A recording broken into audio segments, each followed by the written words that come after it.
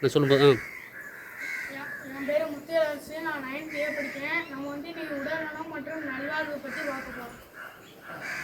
உடல் நலம் மற்றும் நல்வாழ்வில் பார்த்தோம்னா ஃபஸ்ட்டு நம்ம எப்படி நோய் இல்லாமல் வாழ்றதுன்னு பார்க்க போகிறோம். நோய் இல்லாமல் வாழ்றதுக்கு சத்தான உணவு எடுத்துக்கணும். அதுக்கப்புறம் இது ஜங்க் ஃபுட்ஸ் எதுவும் எடுத்துக்கூடாது. நம்ம சத்தாக இருக்கணும். அதுக்கப்புறம் வேதிப்பொருள் ஆரோக்கியமான உணவு முறையை நம்ம கையாளணும். ஆர்கானிக் உணவு இதெல்லாம் எடுத்துக்கணும். அதுக்கப்புறம் காலையில் எந்திரிச்சதுக்கப்புறம் உடற்பயிற்சி, யோகா இதெல்லாம் நம்ம கரெக்டாக கிடைக்கிற டயத்தில் செஞ்சுக்கணும்.